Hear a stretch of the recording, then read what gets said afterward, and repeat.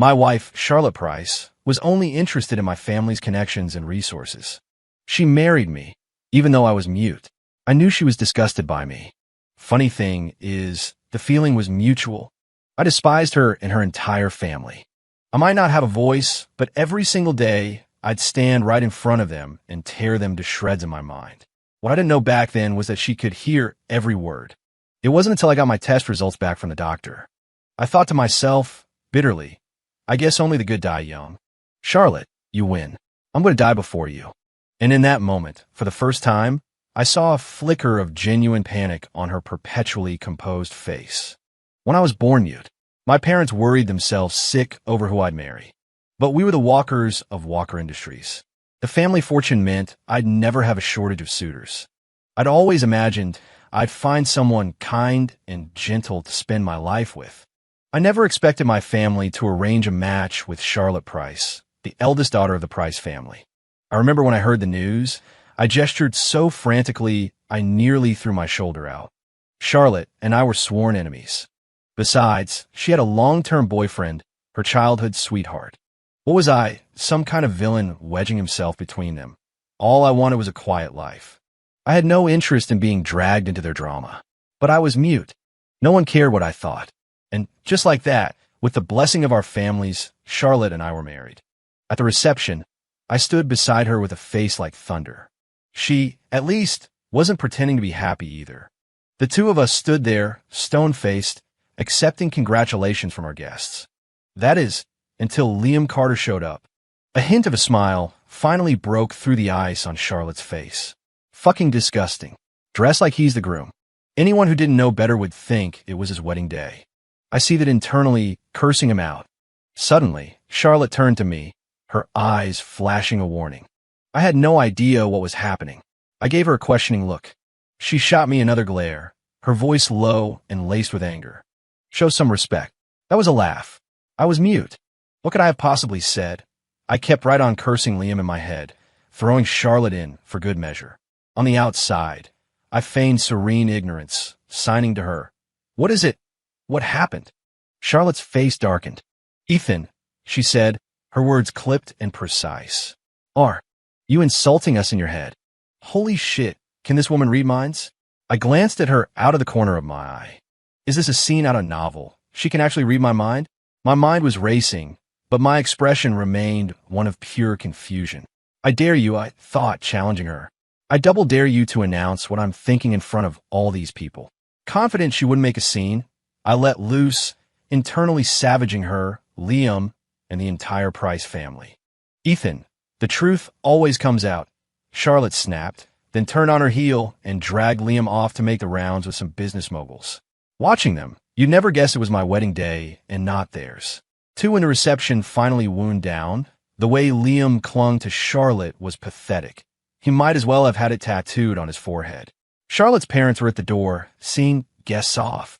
When they saw the two of them acting all lovey-dovey, they didn't say a word.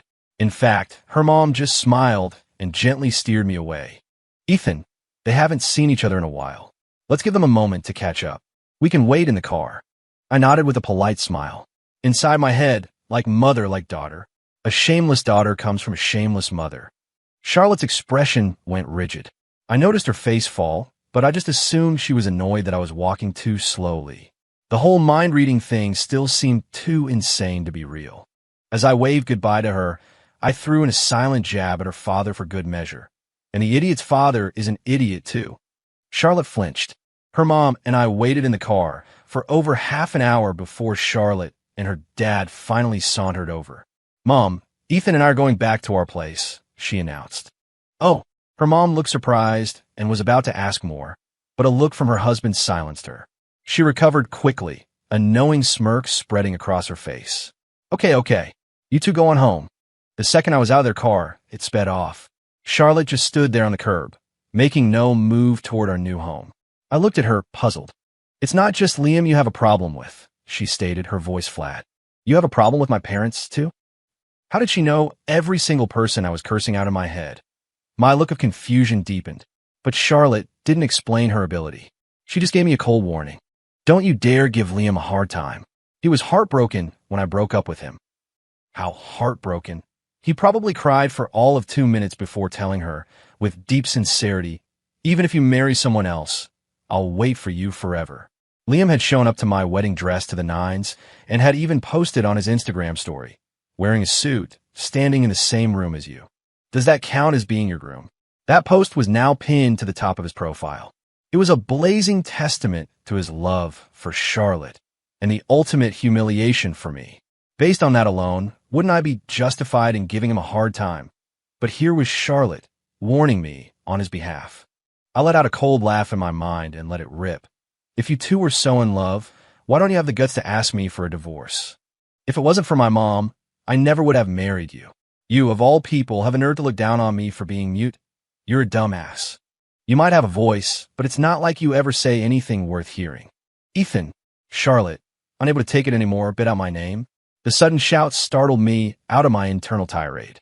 I just looked at her, my expression asking, "What? Did you just call me a dumbass?" Even though it was the truth, getting caught red-handed like that was profoundly embarrassing. I used sign language to ask her, "How did you know I called you a dumbass?" Charlotte was speechless. She clearly didn't want to reveal her secret, so she scrambled for an excuse. "It's written all over your face." My face, apparently, was capable of hurling some pretty foul insults. I touched my cheek, bewildered, finding it hard to believe my poker face had gotten so bad. I forced a sincere smile and signed, "I didn't call you a dumbass." Charlotte closed her eyes, looking like she was suffering from internal injuries caused by my sheer audacity, yet completely helpless. I pretended not to notice and turned, heading for the car myself. But my mood was as dark and endless as the night sky, with no glimmer of light in sight. I always knew Charlotte married me for the money. She was repulsed by the fact that I couldn't speak. Luckily, I didn't like her either. For the past year we'd been together, every ounce of my patience was an act. The doctors had told me my mom didn't have much time left, maybe 3 months. I didn't want her to have any more worries in her final days. Even though I hated Charlotte, even though I never wanted this marriage, I could put up with it for my mom. But it seemed fate had other plans for me. My own test came back. It was cancer. My mom's doctor, who had been treating her for years, was more devastated than I was. "Ethan, you're so young. How could this happen?" I was sad, of course, but at the same time, a strange sense of relief washed over me.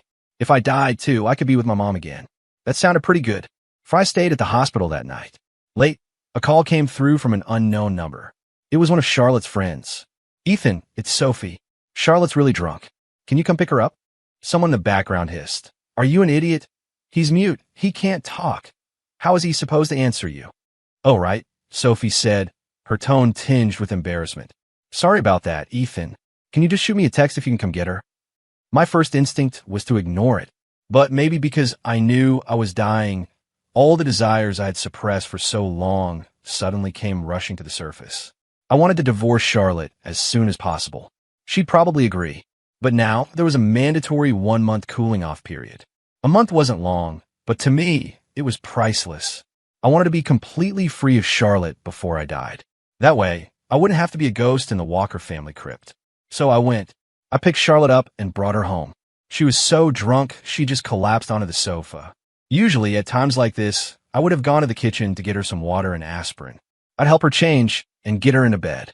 But tonight, I just sat there quietly. I was waiting for her to sober up so I could tell her I wanted a divorce. Charlotte had been pampered her whole life, and I had taken good care of her since we married. After just a few minutes on the couch, she started to get uncomfortable, sitting up with a frown. I watched her, my gaze steady. My stare must have been colder than usual, because when our eyes met, she froze, and some of the drunkenness seemed to evaporate. "What are you staring at me for?" she asked, annoyed.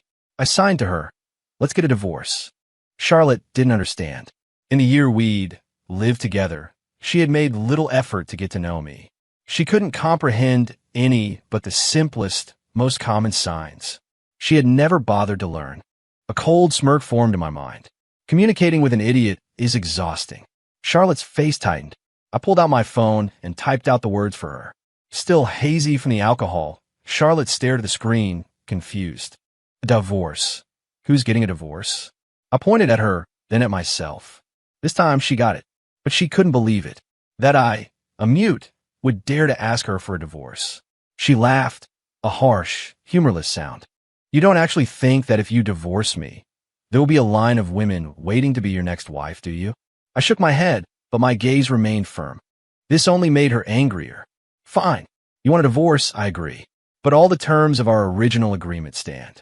My family keeps the capital injection from yours. None of it gets returned. I nodded. I consider it the price I paid for my mother's peace of mind over the last year. It was a steep price, but the deal was done. There was no sense in trying to get a refund.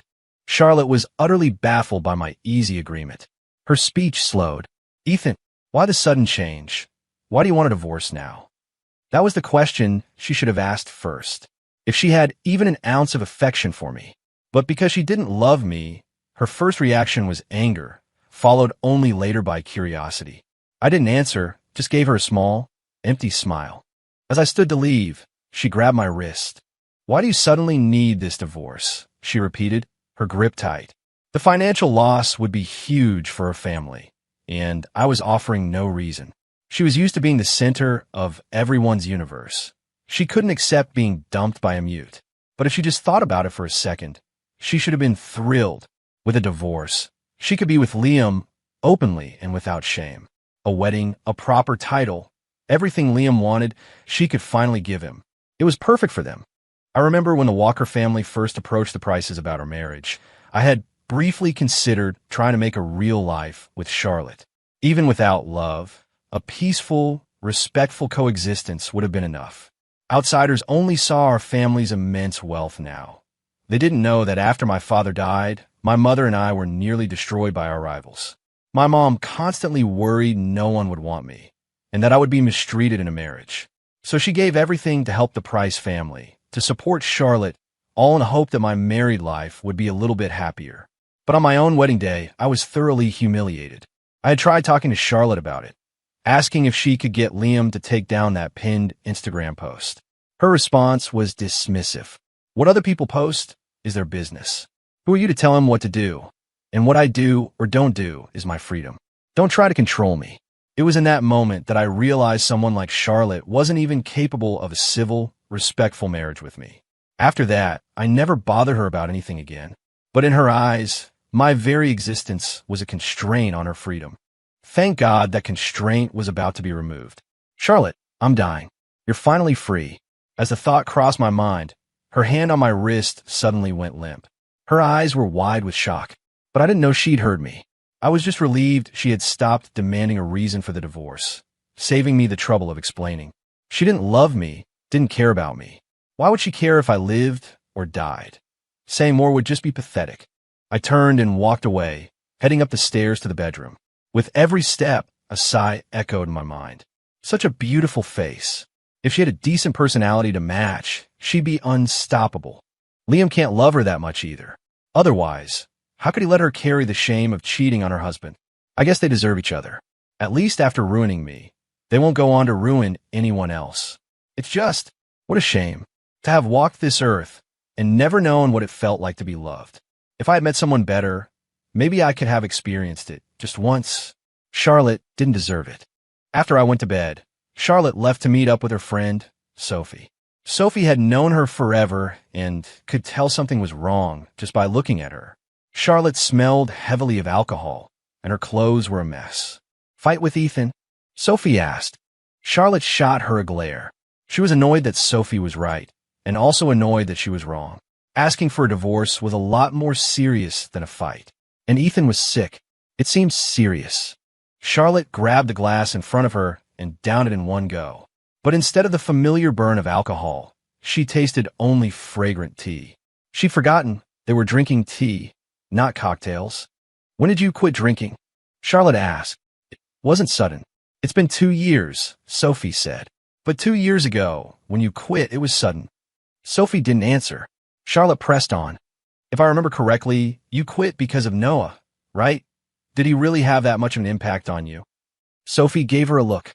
Why are you so chatty over a cup of tea? Charlotte scoffed and looked down. After a long silence, Sophie spoke again. The impact was huge. When he disappeared, it felt like my life was over. But when he was around, it's not like you treasured him, Charlotte pointed out. Exactly. So you have to cherish what you have before it's gone. You too. In their friend group, Sophie was the unofficial leader, but she rarely lectured anyone, especially about relationships. Tonight, maybe because they were both miserable, the conversation flowed more freely. Charlotte, what's the real deal with you, Ethan and Liam? With Liam, it's been over for a long time. It's just, the breakup was so abrupt, and he took it hard.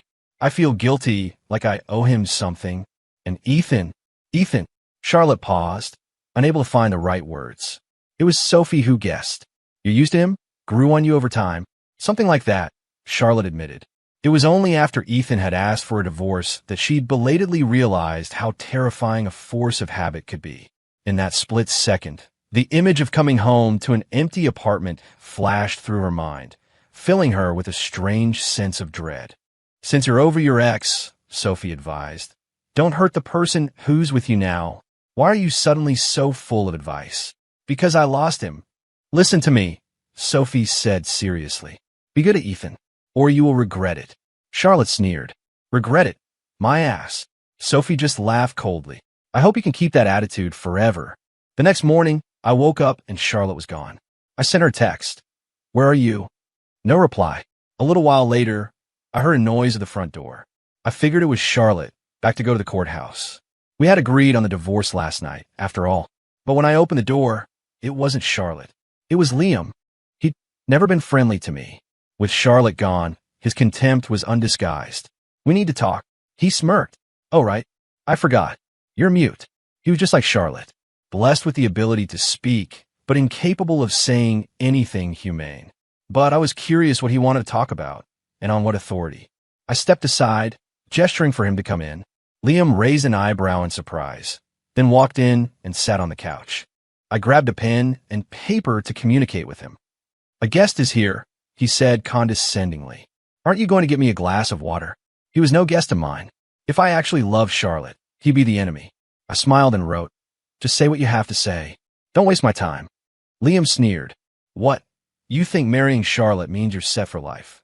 You two will get a divorce sooner or later. It's your Charlotte who married me to secure her family's cushy life for a little while longer. If my family hadn't invested, the Prices would have gone bankrupt. Even though they had recovered, they wouldn't dare kick me to the curb. If I hadn't asked for a divorce, Charlotte probably would have stayed with me forever. What did Liam think he was? I gave him a cold, level look. No confrontation, no harsh words. The power dynamic was clear in that single glance. Liam, enraged, shot to his feet. You think you're hot stuff because you have some money. You can have all the money in the world, but you'll still be a mute, he spat. I asked Charlotte, you've been married for over a year, and she's never let you touch her.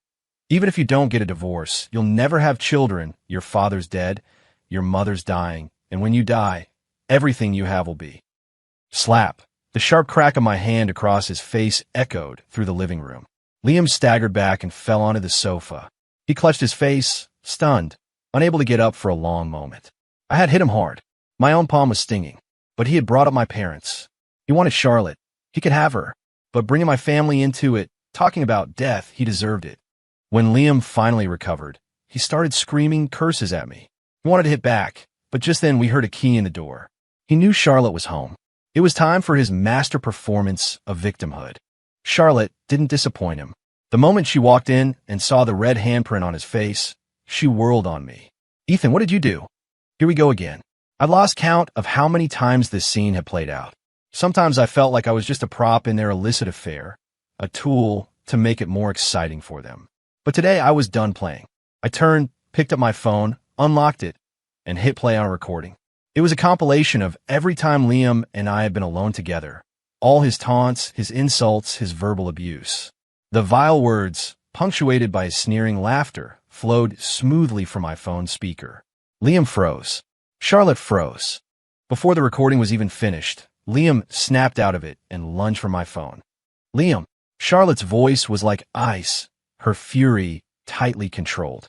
He looked at her in a panic, desperately trying to lie his way out. Charlotte, that's not me. He faked it. He's framing me. Charlotte closed her eyes.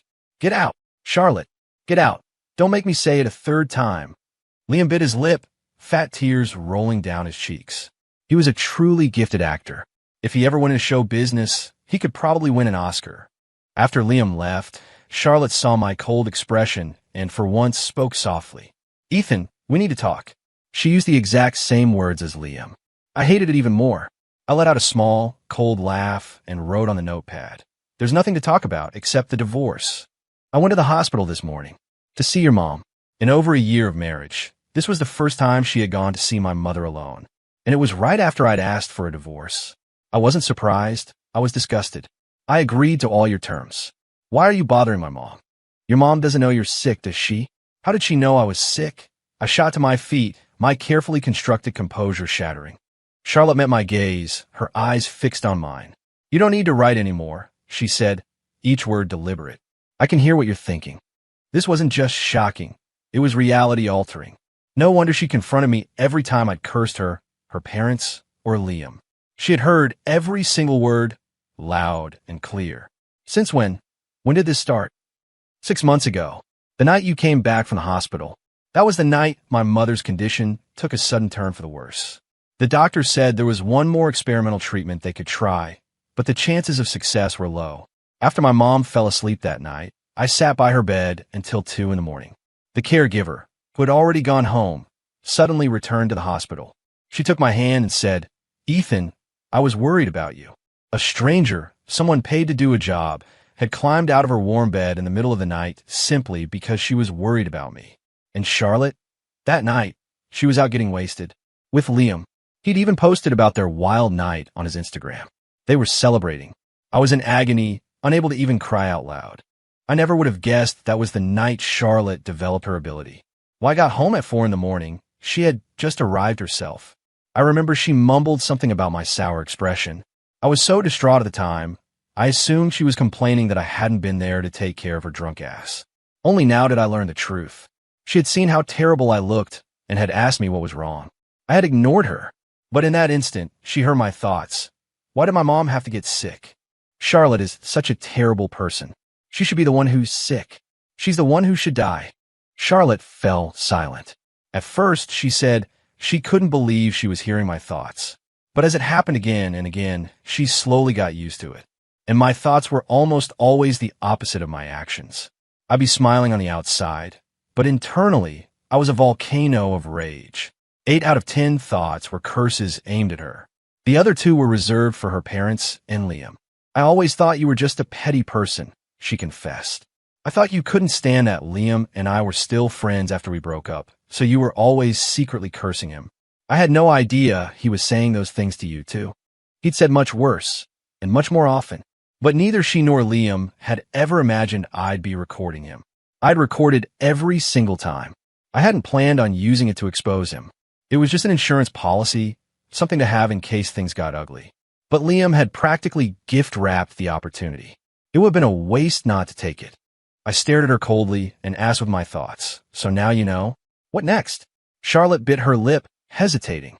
She didn't want to talk about Liam, and I didn't force her. I changed the subject. When are we going to the courthouse to sign the papers? Ethan, you need to focus on your treatment. What I do or don't do is none of your business. I threw her own words back at her. Without waiting for a reaction, I stood up and walked away.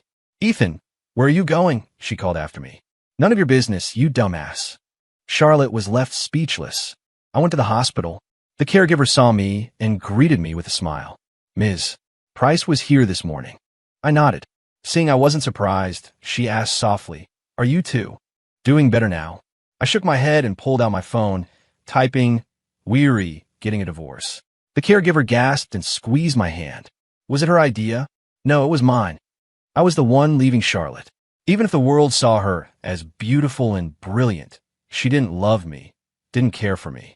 So I didn't want her. The caregiver saw the resolve in my eyes and seemed to understand. Her voice filled with pity. What will you do now? My father was long gone.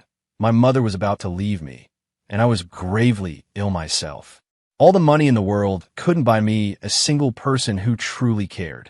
The caregiver looked even sadder than I felt, her eyes welling up. I looked down, unable to meet her gaze. I was afraid if I did, the tears would start, and my crying was silent. A silent agony, a boomerang that flew out with my tears only to circle back and stab me in the heart. I knew that feeling all too well. It was a pain so intense it made you wish for instant death. The caregiver told me Charlotte had spoken with my mom alone for a long time that morning. After Charlotte left, my mom had been quietly wiping away tears. The caregiver hadn't dared to ask why, for fear of upsetting her more. But I needed to know. I typed on my phone and showed it to my mom. "What did Charlotte say to you this morning?" "What could she say?" Mom smiled brightly. "She said you two have been getting closer lately, and that I should get ready for grandchildren." "She's lying." "Why would you say that?" Mom gave me a gentle, scolding look. "Haven't you always told me how good Charlotte is to you?" Those were all lies I had invented. To make them more believable, I even bought myself gifts and pretended they were from Charlotte. In my mother's eyes, Charlotte was a bit busy, but she was good to me. Now, I had to tear down my own carefully constructed facade. "Mom, Charlotte and I are getting a divorce." My mother wasn't shocked, just slightly surprised. She asked gently, "Did she hurt you?" "She loves someone else." "Not me." "I see." My mother reached out and pulled me into a hug, the calm she had been forcing finally shattering. Her voice broke. "Our Ethan is so wonderful. If she doesn't love you, it's her loss." She sobbed. "It must have been so hard for you, my boy, putting up with it for so long just for my sake." I shook my head. It wasn't hard. Charlotte's affair with Liam didn't hurt me because I didn't love her. It was just pathetic. The only thing that hurt was that I didn't ask for a divorce sooner, didn't tell my mom the truth earlier. Now, my mother had to hear from Charlotte's own lips that she didn't love me. I can only imagine how devastated my mom must have been when Charlotte said those words. Her own treasured son, rejected so callously. My mom cried, and I cried with her. But through her tears, she tried to comfort me. "It's okay, Ethan. You're such a good man. You'll find someone so much better. Let that Price woman live with her regret." I smiled and nodded, but I knew the truth. Charlotte would never regret it. And for me, there was no later. Charlotte, likely worried about the financial implications, kept delaying the divorce. I texted her several times, but she'd either say she was busy or just not reply. At my wit's end, I told her parents. They exploded. "We've always turned a blind eye to your business with Liam, but you need to have some discretion. You can't push Ethan to his breaking point," her father yelled over the phone. "If he takes this public with his situation, a mute from a single-parent home, the public's sympathy will be entirely with him. It will ruin your reputation and tank the company's stock price," her mother added. "Go apologize to Ethan right now. I don't care what you have to do. You cannot get a divorce." After tearing into Charlotte, they came to the hospital, bearing gifts and playing the sympathy card with me. They told my mom how thrilled they were with me as a son-in-law. Whatever Charlotte did wrong, we'll talk to her, make sure she corrects her behavior. "Ethan, you can't just ask for a divorce because you're angry. That's the most damaging thing you can say in a marriage." Feelings? What feelings? Were there ever any feelings between me and that moron Charlotte? Just as the thought crossed my mind, Charlotte herself walked into the room, hearing every word. Her face darkened. I looked at her with wide-eyed innocence and added a silent postscript. A complete moron. It didn't matter how much I insulted her. To her parents, I was the wrong party. Charlotte, unable to argue, pulled me out into the hallway. "I can agree to anything," she said, her voice tight, "except the divorce. Even if I had a mistress, you'd be okay with that. Ethan, let's just get this over with. At least let me have some peace before I die. Do you hate me that much?" I was genuinely surprised she would ask that. Her expression was dead serious. "Ethan," she said, her voice softer, Can we try again? For real this time?" I think her parents must have driven her insane. Otherwise, why would she say something so crazy? Was there ever a start for us? If we never began, how could we try again? In my mind, I spelled it out for her, carefully and deliberately. "Charlotte, I have never, not once, liked you. Even at the very beginning, all I wanted was a peaceful life. It had nothing to do with love. While I'm still willing to do this amicably, let's go sign the papers. If you drag this out any longer, I have no problem filing a suit and taking this public." When things got messy, it wouldn't just be my reputation on the line. Charlotte was so angry, she let out a series of cold, sharp laughs. "Ethan," she seethed, "I really underestimated you. You're too kind." Just as Charlotte looked like she was about to explode, the caregiver came rushing down the hall, calling my name. "Ethan." I looked up and met her panicked gaze. My stomach dropped. A terrible premonition spread through me like ripples in a pond. Get back to the room quickly, she urged. It's your mother. She's not going to make it. She's asking for you.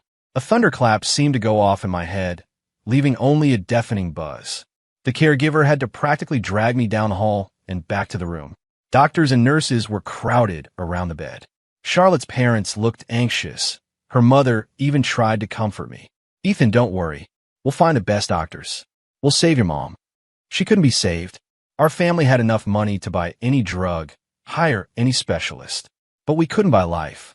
After a series of checks, one of the doctors turned and gave us a helpless shake of his head. In that moment, I felt something inside me quietly break. The medical staff parted, and I saw my mom reaching for me. I moved forward mechanically, my hand trembling as I took hers. Ethan. Her voice was a faint whisper, thin as thread. Mommy's leaving now. Don't cry. I wanted to listen to her, to let her go in peace. But my tear ducts had a mind of their own. The tears just kept coming. She tried to lift her other hand to wipe them away, but she was too weak. It rose an inch before falling back to the bed. Ethan, don't cry. I nodded frantically, my mouth open, try to force a sound. I remembered, I could make sounds when I was a child. I had called for my dad from my mom. If I could just call her mom one more time, maybe there would be one less regret. But I couldn't. No matter how wide I opened my mouth, no sound came out. It was Charlotte who stepped forward and whispered to my mom. He wants to call you, Mom. A light flickered in my mother's cloudy eyes. She smiled and nodded at me. Mommy heard you. Then, she gestured for everyone else to leave, keeping only me and Charlotte in the room. I thought she was going to ask Charlotte to take care of me. Instead, she took Charlotte's hand and, in a pleading whisper, asked, will you please agree to divorce Ethan? Charlotte froze, her eyes darting to my face. My tears stopped abruptly. I pressed a hand to my chest. It ached a deep, hollow pain, as if something inside had finally shattered completely. Before, my mom had worried about me being alone after she was gone, so she wanted someone to take care of me. Now, she was worried I would be hurt after she was gone, so she was begging Charlotte to set me free. Will you agree to divorce him, please? Whether it was the weight of a dying woman's plea or a pang of conscience, Charlotte finally, quietly, agreed. My mother let out a sigh of relief. She stroked my head. Ethan, from now on, be yourself. Be happy. Okay, Mommy is going to find Daddy now. You come find us later. You can be our child again in the next life. Okay, Ethan. In her final moment, I pulled my mother into my arms. She passed away right there in my embrace. I held her hand, feeling the last of her life slip away. Mom, I think I have to disobey you one last time. I'm coming to find you and Dad very soon. When I woke up, I was in a hospital room. Charlotte was sitting by the bed. I had no idea how much time had passed. As I started to move, Charlotte spoke quickly. Your mom's funeral arrangements have been taken care of. Don't worry. Get out. The single, sharp thought made her flinch. She bit back her temper. Ethan, I promised your mother I would divorce you. Can you please try to dial back the hatred for a minute? I can't. Not unless you die. Charlotte was silenced. The conversation was over. She got up and went outside to smoke a cigarette and compose herself. When she came back, she saw me furiously typing on my phone. Sensing something was wrong, she lunged and snatched the phone out of my hands. She read what I'd written, her eyes widening in disbelief. Ethan, do you really have to do this? I told you. If you won't agree to the divorce, I have no problem taking this public. I was preparing to release a public statement about our divorce. I didn't care if it destroyed Charlotte's reputation or cratered her family's company stock. I was dying. Why should I care about anyone else? Charlotte stared at me for a long time, seeing no hint of compromise in my eyes.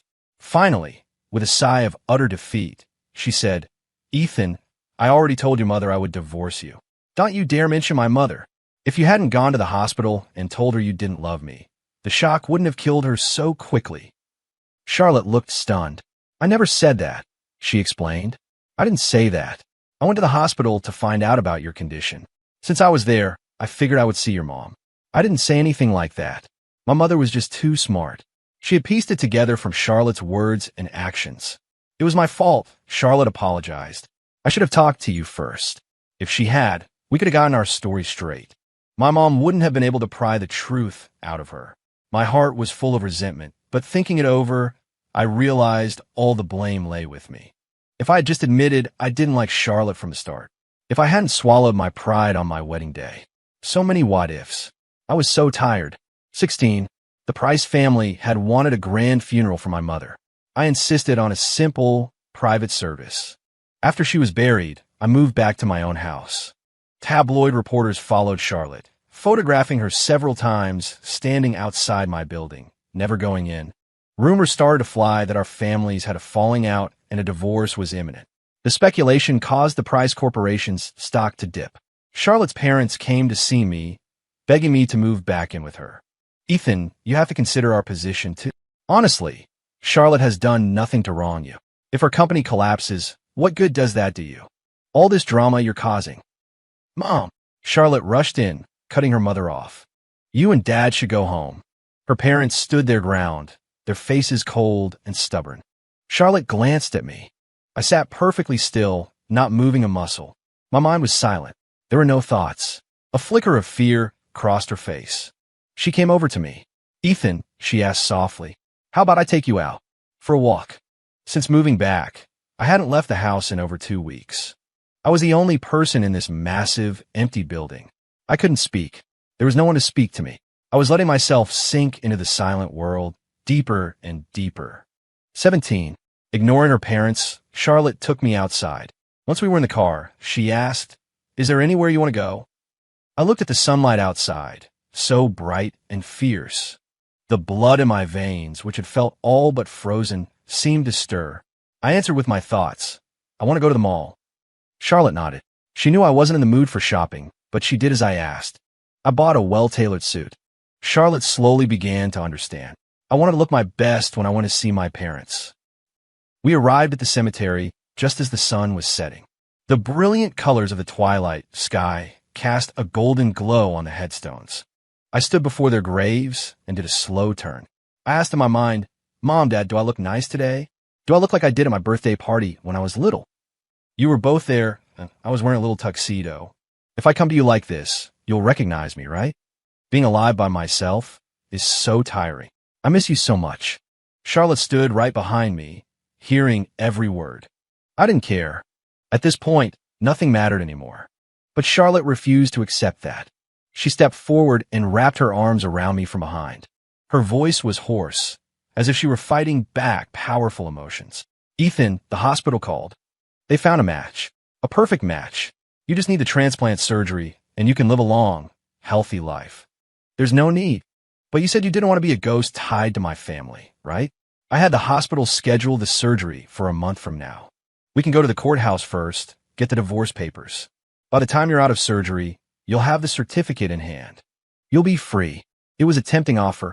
Before my mother died, I would have accepted without hesitation. But now, I had no desire to keep living. The physical pain was one thing, but the pain in my heart felt like it was consuming me. Charlotte, I'm tired. Then I'm begging you, please agree to the surgery. I just shook my head. A single cold drop landed on my neck, then another. Charlotte's voice grew even more ragged. Your parents, they would want you to live. Do it for them, not for me, okay? We can get the divorce certificate first, and then you can go into the operating room. Ethan, okay. 18. The day we got our divorce certificate, Charlotte seemed to be in a good mood. She was wearing a new dress. She looked down at the small booklet in her hand, then looked up at me. Let me take you to the hospital. I shook my head, but she insisted. We had a deal. Divorce certificate, then surgery. I need to see you walk through those doors myself. What if you run off? I didn't argue. For some reason, I had a strange feeling all day. Even though Charlotte was acting cheerful, there was a heavy, somber energy around her. At the hospital, everything was ready. Charlotte walked with me all the way to the doors of the operating room. Before I went in, she leaned close. Ethan, don't be afraid. Everything is going to be okay. I wasn't afraid at all. In fact, she looked much more scared than I was. Maybe what Sophie said that night finally got through to her. Maybe, over time, something like love really had grown. But it was too late. It was all too late. The surgery was a success. Before I was discharged, a lawyer from the Price Corporation came to see me with some documents to sign. It was a settlement. After the divorce, Charlotte had insisted on compensating me. It amounted to about half of my family's initial investment in her company. The lawyer said it was the absolute most she could afford to give. Charlotte never appeared. For a long, long time after that, she was absent, not just from my life, but from the public eye entirely. Her parents became much more low profile, dodging any questions from the media about their daughter. I liquidated my assets, converting my family's fortune into a single bank account. And then I left. The weather was terrible that day, a relentless, dreary rain. I stood at the airport, watching the downpour through the glass wall, when I saw a familiar figure in the reflection. But when I turned around, the bustling crowd was full of strangers, all hurrying toward their own better futures, with no time to look back. 2 years later, on New Year's Day, Charlotte, who hadn't been seen in years, posted on her social media, "Happy New Year." The accompanying picture was of an airport terminal, but the photo was empty, just glass and steel with no people in it. No one seemed to know who she was wishing a Happy New Year to. And yet, somehow, everyone knew. The post received thousands of likes, but not a single comment. After posting it, Charlotte was about to put her phone down when an unknown number called. The caller ID showed it was an international call. When she answered, there was a long silence on the other end. Then a voice. "Happy New Year." It wasn't a thought. It was a real voice, coming from a throat, clear and resonant. Charlotte didn't reply. The call ended quickly, but that day became the happiest New Year of Charlotte's entire life. "Happy New Year," she had said. "Ethan Walker, be happy too."